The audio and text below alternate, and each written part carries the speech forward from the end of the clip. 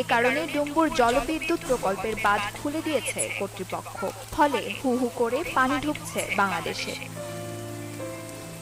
জানা যায়, ত্রিপুরার 4টি নদীর পানি বিপদসীমার ওপর দিয়ে প্রবাহিত হচ্ছে, যা ত্রিপুরার ভেতর দিয়ে হাওড়া নদী হয়ে বাংলাদেশে প্রবেশ করেছে, যে কারণে কুমিল্লা, নোয়াখালী, ফেনী সহ কয়েকটি জেলা এখন প্লাবিত।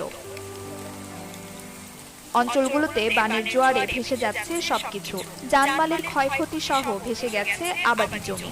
ইতোমধ্যে সাহায্যের আবেদন জানিয়েছেন স্থানীয়রা। এর আগে 1993 সালে খুলে দেওয়া হয়েছিল এই বাঁধ, যাতে করে বাংলাদেশের পাশাপাশি ভারতেও ব্যাপক ক্ষয়ক্ষতি হয়।